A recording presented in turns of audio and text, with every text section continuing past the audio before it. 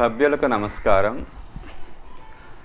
దేవతల రాజధాని అమరావతి పేరును ఆంధ్రప్రదేశ్ రాజధానికి పెట్టడానికి కారణం దైవీ ప్రణాళిక యొక్క ప్రేరణే. ఈ అంశం మీద కొన్ని విషయాలను మీతో షేర్ చేసుకోబోతున్నాను. పూజ్య గురుదేవుల పండిత శ్రీరామశర్మ ఆచార్య మరియు మాస్టర్ ఆర్కే యొక్క సందేశాలను, ఉపన్యాసాలను, ముఖ్యంగా ఆ ఇద్దరు మహానుభావులు అందజేసిన దైవీ ప్రణాళికను ఈ స్వర్ణయుగం ఛానల్ ద్వారా తెలియజేయడానికి ప్రయత్నం చేస్తున్నాం. ఏమిటా దైవీ ప్రణాళిక అంటే, ప్రతి అవతారము కూడా 2 లక్ష్యాలతో భూమి మీద అవతరిస్తుంది అని మాస్టర్కే చెప్పేవారు. ఆ 2 లక్ష్యాలు ఏమిటి అంటే దుష్ట శిక్షణ, శిష్ట రక్షణ. మొట్టమొదట దుష్ట శిక్షణ పూర్తి చేస్తాడు అవతారమూర్తి. సమాజంలో ఉన్న చెడు పరిస్థితుల్ని తీసివేసి తర్వాత శిష్ట రక్షణ కార్యక్రమాన్ని చేపడతాడు ఆయన.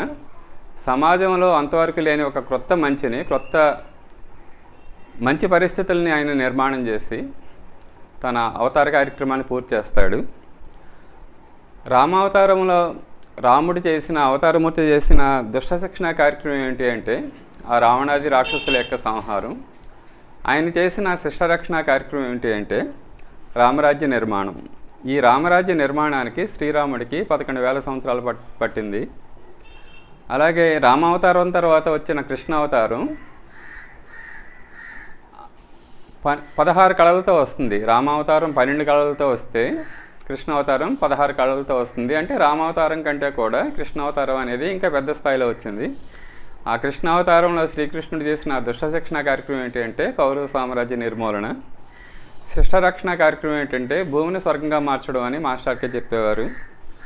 అంటే రాముడి యొక్క శిష్ట రక్షణ కార్యక్రమం రామరాజ్య నిర్మాణం అయితే, అంతకంటే పెద్ద స్థాయిలో వచ్చిన ఆ కృష్ణావతారం యొక్క శిష్ట రక్షణ కార్యక్రమం ఏంటంటే ఈ మొత్తం భూమండలాన్ని స్వర్గంగా మార్చడం.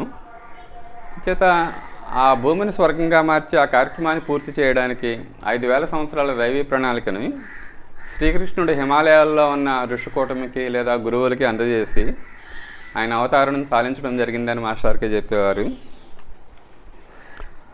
దేవతలు నివసించే ప్రదేశాన్ని స్వర్గము అంటాం. ఇంచేత భూమి స్వర్గంగా మారాలి, శ్రీకృష్ణుడి యొక్క శిష్ట రక్షణ కార్యక్రమం పూర్తి అవ్వాలి అంటే మానవ సమాజం మనిషి దేవతగా మారాలి, మానవ సమాజం దేవమానవ సమాజంగా మారాలి. మానవ సమాజం దేవమానవ సమాజంగా మారాలంటే ఆ దేవతల యొక్క 3 లక్షణాలని మానవ సమాజం సాధించాలి. 1 రోగరహిత జీవితం, 2 వృద్ధాప్యరహిత జీవితం, 3 మృత్యురహిత జీవితం లేదా అమరత్వం. ఈ 3 లక్షణాలని మానవ సమాజం సాధించినప్పుడే మానవ సమాజం దేవమానవ సమాజంగా మారి భూమి స్వర్గంగా మారుతుంది. శ్రీకృష్ణుడి నిర్యాణం నుండి భూమి మీద అవతరించిన మహాపురుషులు, గురువులు వీళ్ళందరూ కూడా ఈ భూమిని స్వర్గంగా మార్చాలి అనే ఈ దైవీ ప్రణాళికలో భాగంగా అవతరించిన వారే అని మాస్టర్కే చెప్పేవారు. ఈ గురువులందరిలోని, మహాపురుషులందరిలోనూ పూజ్య గురుదేవుల పండిత శ్రీరామశర్మ ఆచార్య లీడర్ అని కూడా ఆయన చెప్పేవారు. అంటే శ్రీకృష్ణుడి నిర్యాణం తర్వాత వచ్చిన మహాపురుషులు, గురువులు అందరికంటే కూడా పూజ్య గురుదేవుల పండిత శ్రీరామశర్మ ఆచార్య అది చాలా ప్రముఖమైన పాత్ర అని మాస్టర్కే చెప్పేవారు. వాస్తవానికి ఈ మానవ సమాజం ఈ రోగరహిత జీవితం, వృద్ధాప్యరహిత జీవితం, ఈ మృత్యురహిత జీవితం, ఈ 3 లక్షణాలు సాధించడానికి అవసరమైన బీజాలు శ్రీకృష్ణుడి నిర్యాణం తర్వాత 2,500 సంవత్సరాలు, అంటే ఇప్పటికి 2,500 సంవత్సరాలు, అంటే మధ్య శ్రీకృష్ణుడి నిర్యాణం తర్వాత ఇప్పటి వరకు జరిగిన కాలంలో, ఆ మధ్యకాలంలో బుద్ధుడి యొక్క అవతరణ జరిగింది, బుద్ధుడు జన్మించడం జరిగింది.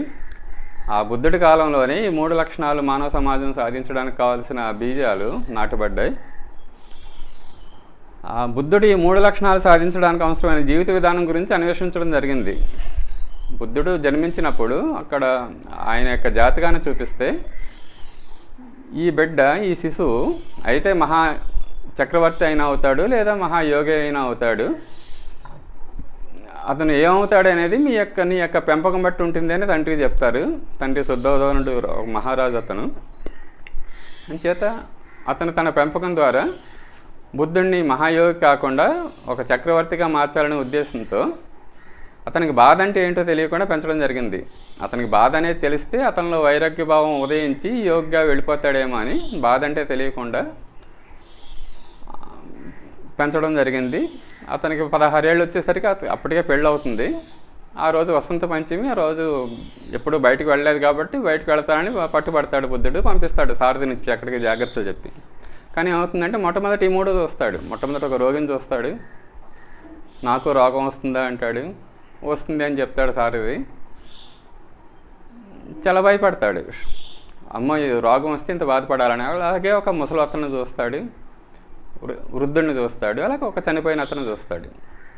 ఈ మూడు కూడా మనిషి యొక్క జీవితంలో చాలా బాధాకరమైన సంఘటనలు కాబట్టి ఈ మూడింటిని దాటే మార్గం ఉందా, దీన్ని నేను కనుక్కోవాలని అతను ఇల్లు విడిచి వెళ్ళిపోతాడు. దాని గురించి అతను అన్వేషణ చేస్తాడు. అన్వేషణ చేయడమే కాకుండా ఈ రోగరహిత జీవితం, వృద్ధాప్యరహిత జీవితం, మృత్యురహిత జీవితం సాధించడానికి కావాల్సిన ఆ విధానాన్ని ఆయన అన్వేషించి కనుక్కుని ద గోల్డెన్ మీన్ పాత్, మధ్యమ మార్గం అని ఒక విధానాన్ని అందజేస్తాడు ఆయన.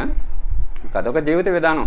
మీరు ఈ విధంగా ఈ సమ్యక్ ఒక జీవితంలో ఈ బ్యాలెన్స్ని, మధ్యమ మార్గాన్ని కనుక మీరు పాటిస్తే ఈ మూడు లేకుండా కూడా మీరు మానవ సమాజం చాలా హాయిగా జీవించవచ్చు అనే విధానాన్ని ఆయన అందజేయడమే కాకుండా కాలచక్ర తంత్రం అని ఒక ఆధ్యాత్మికమైన ఒక విధానాన్ని కూడా మనిషి ఈ మూడు లక్షణాలు సాధించడానికి, ఈ రోగాలు, వృద్ధాప్య, మృత్యువుని దాటడానికి కావాల్సిన ఒక ఆధ్యాత్మిక విధానం కూడా ఆయన అందజేయడం జరిగింది.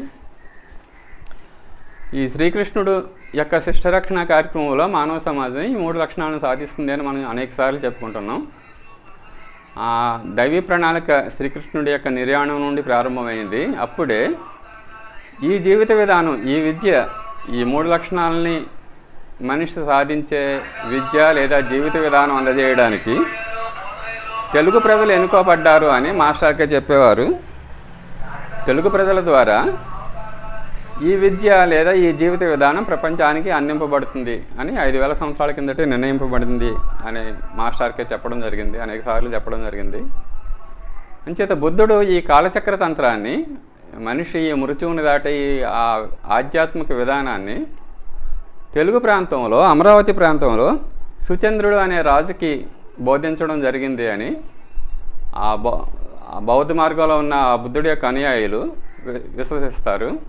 నమ్మకం ఏంటంటే బౌద్ధ సంప్రదాయంలో బుద్ధుడు ఈ అమరావతి ప్రాంతంలోనే ఈ కాలచక్ర తంత్రాన్ని బోధించడం జరిగింది అని, ఆ తర్వాత ఈ కాలచక్ర తంత్రం అనేది శంబళాకి వెళ్ళి, హిమాలయాలోని శంబళాకి వెళ్ళి అక్కడ నుండి టిబెట్ ప్రాంతానికి విస్తరించింది అని ఆ బౌద్ధ మార్గం మనకు తెలియజేస్తుంది.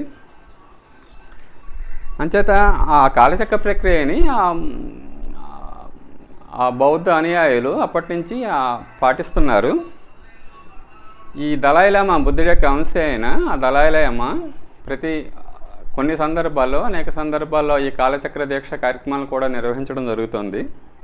2006 జనవరి 3 నుండి 17 వరకు ఈ బుద్ధుడు ఎక్కడైతే ఈ కాలచక్ర తంత్రాన్ని బోధించడం జరిగిందో ఆ ప్రాంతంలోనే అంతర్జాతీయ స్థాయిలో ఒక మహా సమ్మేళనాన్ని నిర్వహించడం జరిగింది.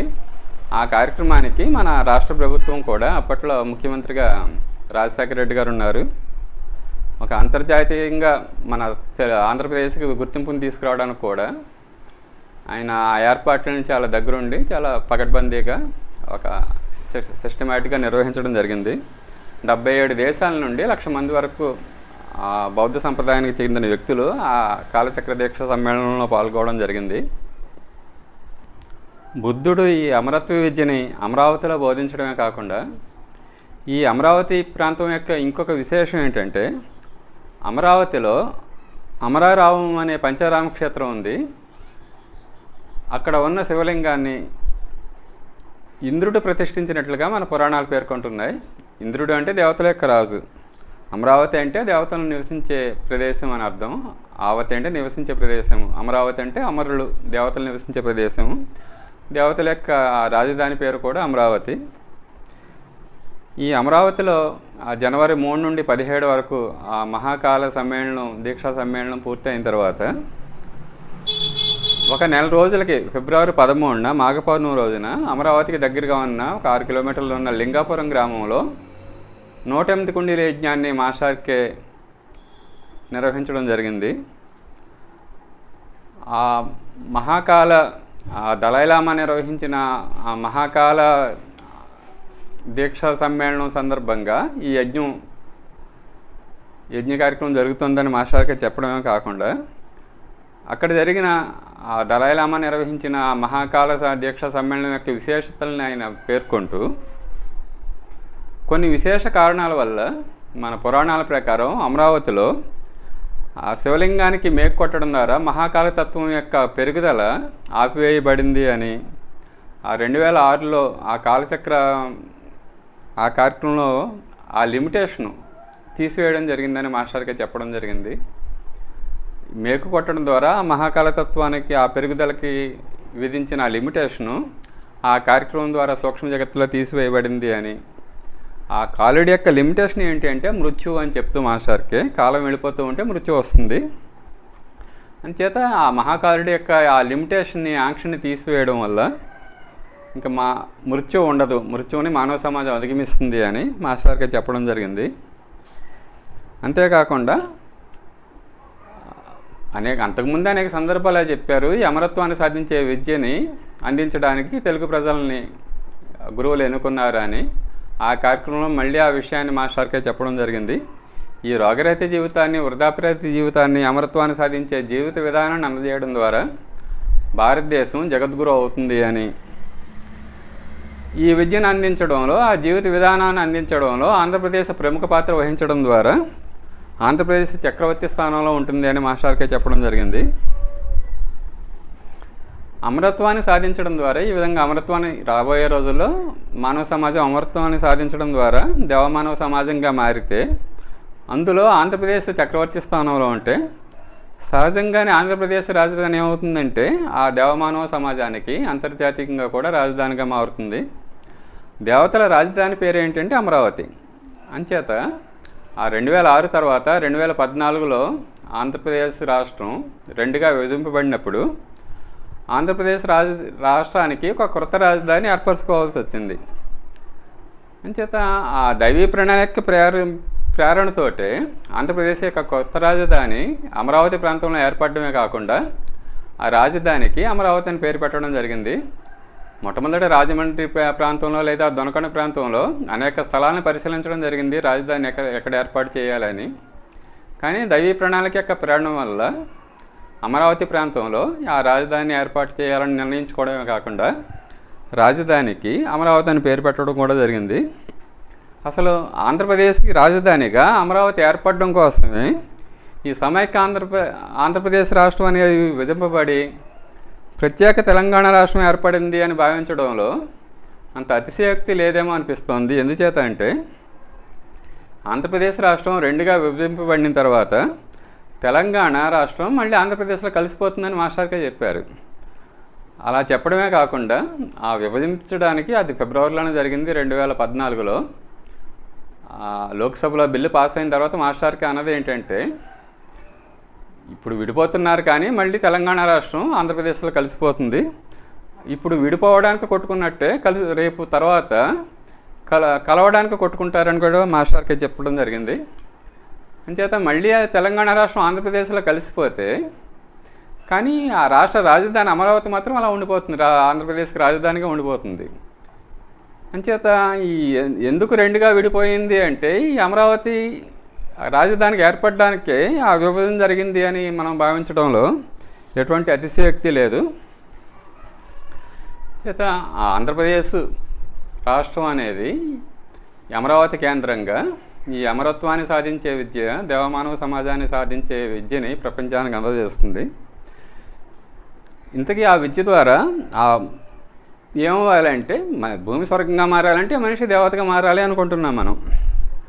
మనిషి మృత్యువుని అధిగమించాలి. మరి మనిషి మృత్యువుని ఎప్పుడు అధిగమిస్తాడు అంటే తన యొక్క జీవిత విధానంలో ఆ వ్యక్తిగత స్వార్థాన్ని విడిచిపెట్టి సామూహిక ప్రయోజనాల గురించి జీవించినప్పుడు ఆత్మవత్ సర్వభూతేషు అనే భావన అతనిలో వికసించి అతడు అమరత్వాన్ని సాధిస్తాడని యోగశాస్త్రాలు చెప్తున్నాయి. అంటే ఆంధ్రప్రదేశ్ లేదా భారతదేశం ప్రపంచానికి అందజేసే విద్య ఎలాంటిది అంటే రోగాలు రాకుండా చేస్తుంది, ముసలితనం రాకుండా చేస్తుంది, మృత్యువు రాకుండా చేస్తుంది మనిషికి. కానీ ఆ విద్య ఏం చేస్తుంది మనుషులు అంటే ఏ విధంగా అతను ఈ అమరత్వాన్ని సాధిస్తాడు అంటే ఆ విద్య ద్వారా లేదా ఆ జీవిత విధానం ద్వారా అతనిలో వ్యక్తిగత స్వార్థం పోతుంది. ఇప్పుడు మనం ఏమనుకుంటున్నామంటే సమాజంలో స్వార్థం పెరిగిపోతుంది బాగా అని. కానీ ఆంధ్రప్రదేశ్ లేదా భారతదేశం అందించే ఆ జీవిత విధానం ఎలా ఉంటుంది అంటే మనిషిలో ఉన్న వ్యక్తిగత స్వార్థాన్ని పోగొట్టేలా ఉంటుంది ఆ జీవిత విధానం. అంతేకాకుండా అందరి యొక్క ప్రయోజనాల గురించి అతను జీవిస్తాడు. ఆ విధంగా జీవించినప్పుడు అతనికి తెలియకుండానే ఆత్మోత్త సర్వభూతేషు అంటే అన్నింట ప్రపంచం అంతా కూడా భగవంతుడు వ్యాపించి ఉంటాడని మనం అనుకుంటాం. ప్రపంచం అంతా కూడా ఆయన సృష్టించిందే.